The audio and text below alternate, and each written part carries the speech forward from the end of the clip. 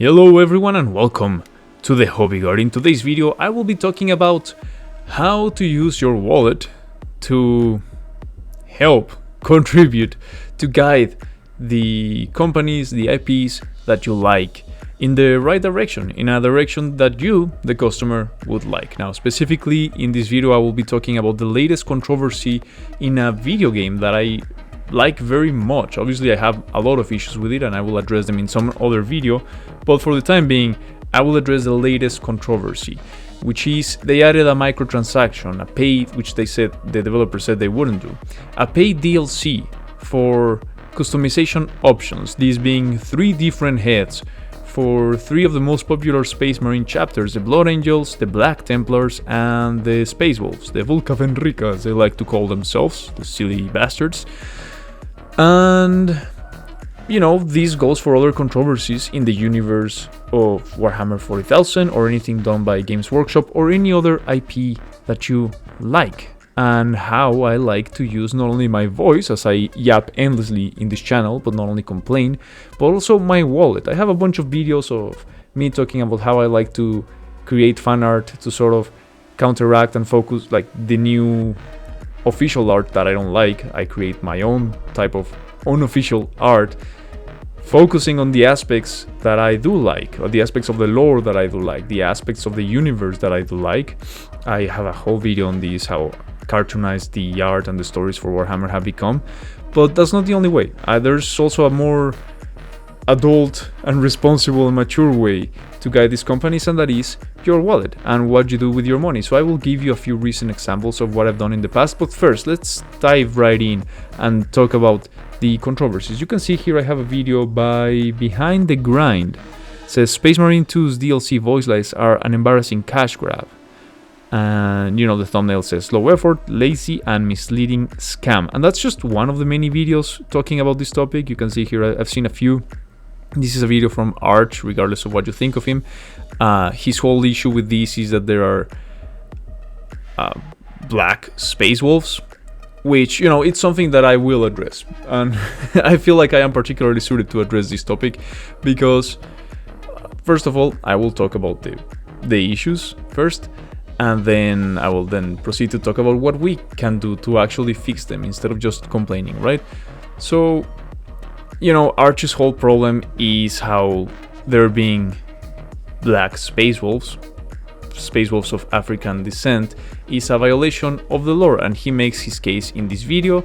And you know, as I said, I think I'm particularly well suited to comment on this because I am Mexican. Yes, I know, every time, almost every week at work, someone does not believe, a customer or something, does not believe that I am indeed Mexican, that I lived my entire life in Mexico, I was born in Mexico, my parents are Mexican, and they're like, but how? You don't look Mexican, and they're like really walking a minefield, trying to not be racist, and I'm just like, yeah, man, it is what it is, there's a bunch of white Mexicans. That being said, if you are, again, Warhammer is set it's a sci-fi / fantasy fictional universe. Pretty much anything can happen, but particularly the Space Wolves. They are a faction that is Scandinavian inspired, let's say, or Viking inspired, even though it's like fantasy Viking inspired, really, because I really don't like that faction, the way it's treated. I like the idea of it. I think it could have been cool if they acted like actual Vikings instead of this cartoon slop Vikings that we get, unfortunately. But they have a huge fan base, and you know, if you like them, the more power to you.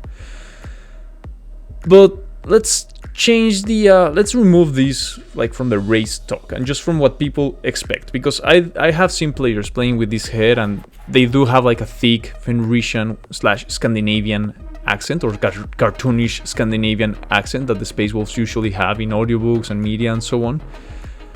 And yeah, there's this black character who is a Space Wolf from Fenris, as all Space Wolves, at least most of them I think, are. I'm not up to date in the lore. I think recently for the Wolf Spears chapters they started recruiting in the book Archmagos that I read. That particular chapter from the Ultima founding, they did start recruiting from other planets, but before that traditionally, all space wolves were from Fenris, and traditionally they are a people who evolved in a frozen death world, and thus they should not, this is Arch's argument here, they should not have developed the characteristics that allow them to exist with, you know, a darker skin tone. And it definitely, again, anything can happen. I don't think anyone's gonna like go crazy about it. But the thing is, you have a faction that aesthetically you're going after the Viking archetype, and that's it, the archetype. And you know, with the beards and the long hair, blonde hair, red hair, sometimes black hair as black mane. But, you know, going after this archetype of your traditional fantasy Viking, and when you choose for that faction someone who does not look traditionally fantasy Viking, well, you can see how that may seem like pandering. And the example I was going to give earlier is, I am Mexican, I'm not traditionally Mexican, I don't fulfill the archetype of traditional Mexican. So imagine you have a video game for whatever reason, and someone sells you a Mexican skin customization, and it's just a skin for your character, and they look like me. You know, I am Mexican. I grew up in Mexico. I didn't leave Mexico until I was 18, I believe. And yet I can understand why people would seem like, I'm not sure this is what I paid for. That being said, a lot of people don't seem to have a problem with it, and though I understand the argument that Arch here is making, you know, if paying customers don't have a problem with it, then there's only so much we can do, whether we like it or not. Again, I do believe that there are so many chapters that traditionally recruit from all sort of different ethnicities that would work with black characters. You know, some of my favorite chapters, like the Dark Angels, they recruit basically from anywhere because their home world, Caliban, is destroyed. Basically, it's just a rock floating in space. But yeah, some of the coolest chapters, Black Templars, there should be Black Templars from any ethnicity because they don't care where they recruit from particularly, right? And then you have your other chapters which have a more ethnic, like across the board background, like the White Scars. You know, they have this particular race which is not strictly Mongolian, but they are inspired in the Mongolian culture, but they are like Asians with dark skin. And that's what they are described to look like in the lore. And then you have the Blood Angels, which are all described as having pale skin, you know, and even the Blood Angels with darker skin in the lore are described to, you know, their skin literally goes pale once they drink from the blood of Sanguinius, dear Lord Emperor. And they start going through their transformations, and they physically change to resemble more their Primarch now. The most famous chapter of all, the Ultramarines. There's a bunch of black Ultramarines characters, so there's not like an Ultramarine archetypical character, in my opinion. But again, that's a whole other kind of worms that I won't like necessarily dive into, other than to suggest, yeah, well, maybe it wasn't like the most popular choice for some reason. I don't really know a lot of Space Wolves players that actively paint their Space Wolves black as black characters, but I also don't care that much because that's not even a faction that I'm actually very invested into, because I feel like it's a cartoon faction anyway, so I am terribly biased. But the other controversy is that the real controversy with this whole DLC is that the voice lines, they sold it, they advertised it as like, oh, all these characters have specific exclusive voice lines, and they are supposedly changing the voice lines that the other characters already have for like these chapter specific ones. But apparently when you complete certain objectives or progress through certain acts in the operations, they will revert back to their previous their original voice lines with their original voice actors, and they didn't go through the effort of making all these changes.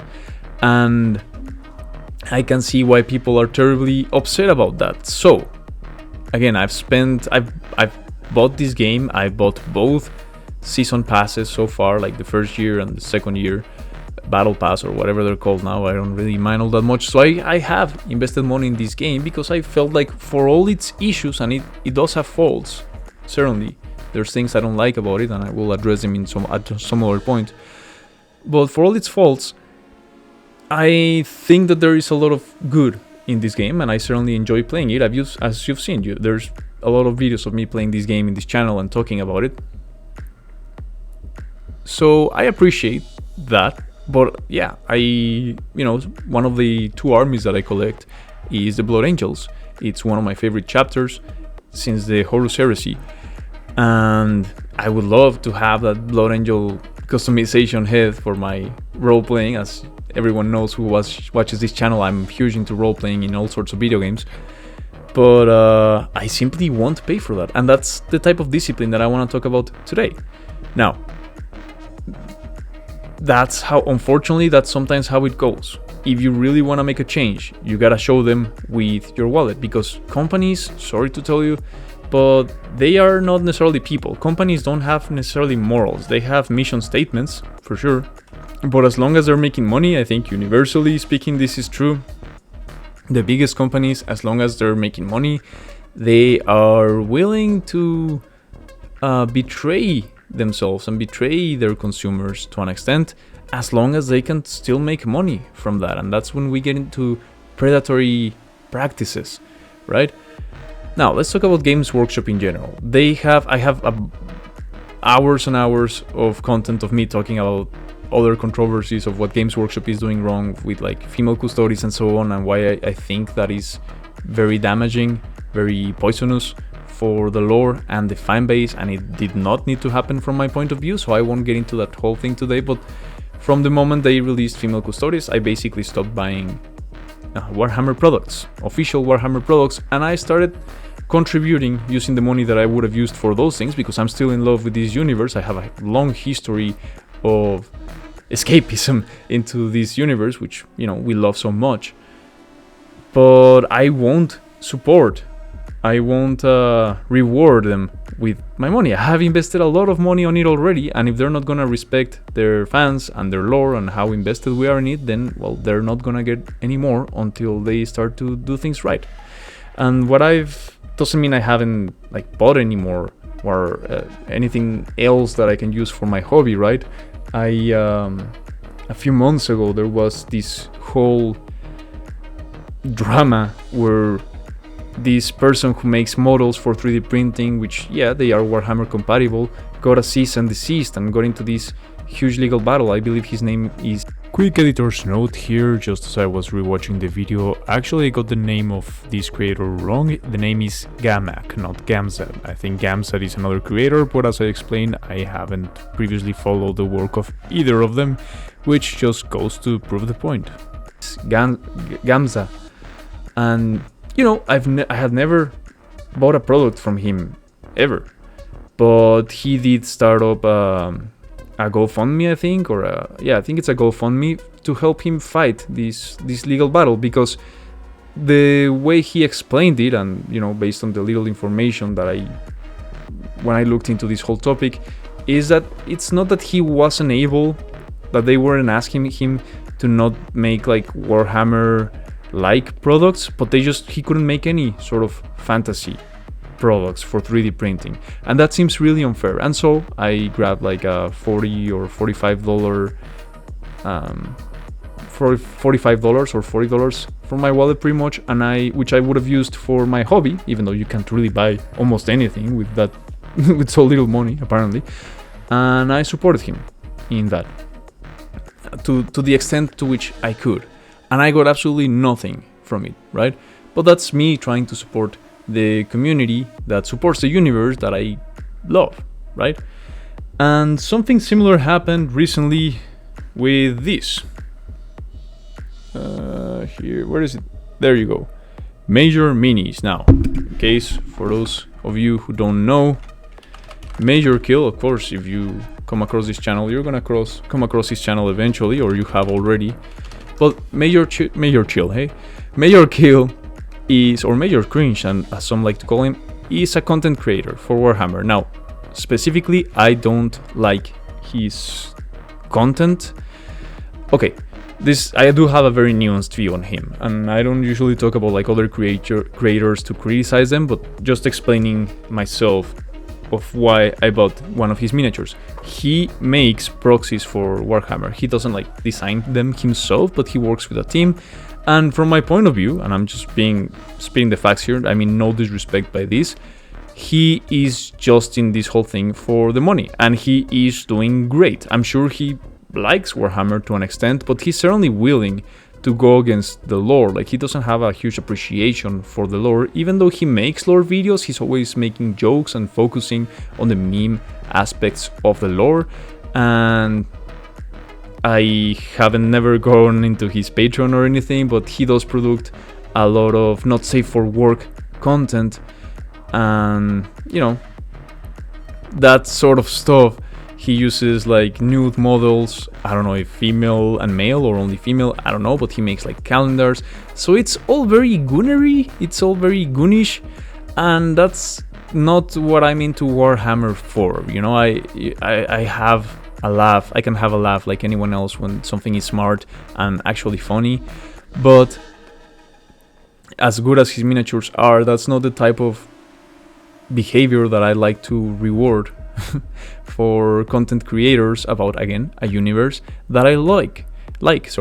Now, there's one thing that he does, which I appreciate, is that he commissions art for his thumbnails. So he commissions artists, professional artists, not like me, who I'm just an amateur, to create pretty cool art for his thumbnails. And a lot of these thumbnails are amazing. They are amazing looking, and they have beautiful art that I certainly, you know, I appreciate that, because that is, he's actually putting money into it, even though he's making a whole lot of money, I can only assume. And he is very smart about how he makes money, I guess, because he has to be doing great, right? He has a 3D printing company for miniatures, but you know, you have to give the good with the bad. So that's the good, I think. The other good thing that he did is, you know, recently there was another huge controversy with a channel called The Remembrancer. And this is a lore channel on YouTube, which I don't consume his content like religiously or anything, but I have come across some of his videos and I can see that he puts effort into his videos, and that he actually, from my point of view, from what I've seen, he actually tries to respect the lore and do something for the lore. And so Major Kill, well, first of all, let me explain what happened. Apparently YouTube closed his channel on New Year's, actually, because they thought it was like AI content, and that's a whole kind of worms that I have a lot to say about. And I've been sounding the alarm on AI content for a long time on YouTube, or in general, but I felt really bad for the Remembrancer, because I think he's actually one of the good ones. I think he's one of the ones that care about the lore, and that's something that I respect, and he produces a lot of content from the lore. And so Major Kill jumped in to help him, and that's something that I appreciated. Now, the way of helping him is they together worked on a miniature, that a limited time miniature. That's another thing I don't like from Major Kill. A lot of his miniatures are limited time only, which feeds on the FOMO, which is something I don't like either from GW, which is why I stopped buying like those exclusive box sets, even though sometimes they're very cool, but like, oh yeah, we'll only have this, you know, until supplies last, and once they're out, or until supplies last, is that how they say it? Anyways, you know, we're only making this many of these, like, you guys fight for it. I don't think that's very healthy for a company as big as Games Workshop. Certainly feels a bit predatory, but you know, Major Kill does the same for what it's worth. But yeah, they produced this miniature, which is the Iron Morlock, and you know, if you've seen my content, you know I love the Iron Hands, even if I don't collect them. So yeah, I bought it a few weeks ago, and I finally got it in. It came in at last, at long last. So I have my Iron Morlock here. I haven't assembled it or painted it or anything. But the reason I bought this is not because I really wanted an Iron Morlock, even though I love the Iron Hands, but because half of the earnings for this miniature are going to go supposedly to support the Remembrancer. And so, you know, it was an expensive miniature, plus shipping from Australia, which I'm not in the most stable financial position, but you know, it's an amount of money that I would have allowed to myself to spend elsewhere in my hobby. And so I decided to use it a bit more wisely, a bit more charitably, and help a content creator that I actually like and help support him, even if I don't consume his content, because I do most of my lore consumption from the actual lore. There's, you know, I think it's very admirable, because the lore is sometimes very expensive, unfortunately, even when it's slop. But it's something very admirable, and I think it's good for the community, people who put out there the actual lore, the way it is. And so I wanted to support him, not necessarily Major Kill, but, you know, he's the one that had the means to do this. And that's another thing. Means. A lot of fans, a lot of people like to complain about, you know, the big companies and their product and whatever, specifically when we're talking about fictional universes like Warhammer and IPs like Warhammer, where you have so many aspects, like, well, you got the hobby aspect, the miniatures, the paints, the tools for painting and assembling, the hobby tools basically. Then you have the rules, you know, all these very expensive, hold on, God, they're so heavy and so expensive, but all these very expensive books that we have to buy to play. We don't have to, but if you really want to have like easy access, as easy as it is to carry all these 3 books, which is what I need to play my Dark Angels in the 10th edition. God, how heavy is that? There, for the Golden Throne, that's brutally heavy. But yeah, my point is there's a lot of Games Workshop products, and then there is the lore. Of course, these books also have lore, they not only have rules in them, but then they also make books and audiobooks, which is like what I buy the most of usually, and basically it's a lot of money. So any sort of IP that, you know, you would like to have a say in, it's not about, and I think companies make this mistake a lot, it's not really so much about how much people complain online. And I hate that companies, for whatever reason, started like listening a lot more than they should have to the people who just complain online, because those people, you know, anyone can complain online about anything. That doesn't mean they actually go out and buy the product. The amount of people that I've seen arguing and that I've read or talk and just argue about like how Warhammer should have female Space Marine, and they're celebrating that there's female Custodes. A lot of people don't even collect or play Warhammer. They don't even pay for your product, and yet the company prefers to listen to those people than, you know, to the veterans who have been doing that for years. And I'm not including myself there, because I've only been purchasing Warhammer products since, I don't know, 4 or 5 years, so not even that long, even though I've really like invested myself in this universe. But usually in the older stuff, I don't like the new stuff as much as I like the older stuff, because I'm an old-timer myself, and it's a nice nostalgia callback to how cool and metal things and media used to be back in the day. But I was talking about means, right? I lost my train of thought there for a moment. If you focus less about complaining online and focus more about producing the means, you know, money, for example, or if you get into content creation like I did, well, if you eventually gain a large enough following, then that's also means you gain power. And in a very niche way, morals take a backseat to power, because in the end, might is right. Or if you're into Horus Rising, we are mighty because we are right. But anyways, I think that's pretty self-explanatory. But yeah, let me know if there's anything that I said that you agree with or disagree with, if I didn't get the point across fully well. But basically, just to summarize what I was trying to say, is sometimes, as I've said a lot of times in this channel, in order to get a better hobby, you have to become a better hobbyist. And I do think that hobbies are awesome and very important and very rewarding, but also you have to be a lot smarter and sometimes just focus on yourself. Build your own power, build yourself as a person, because that gives you credibility. And sometimes that comes in the form of your wallet. Sometimes that comes in the form of just being a better, well-presented, well-spoken, charismatic consumer whose voice will actually be taken into account and be respected. So, that comes with sacrifice too. There's a lot of things that Games Workshop have released since all these latest atrocities that they've committed that I've been very inclined to purchase, but I'm taking a step back for what it's worth. Okay, I'm not rich. I'm a blue-collar worker. I sometimes struggle to pay my bills, but I do set a certain amount of money aside to invest in my hobbies because I don't live to work alone. I need to. I think hobbies are healthy, and so I think of that as like money to invest in my health.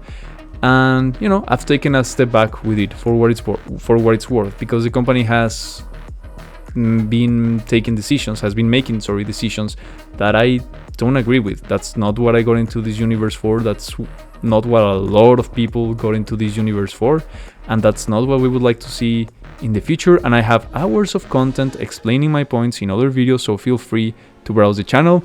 And if you agree, disagree, like, dislike, please let me know in the comments down below. I can only learn from your comments, even if you disagree. I have a very thick skin, so don't be scared. I won't go around blocking you or anything just because you disagree with me.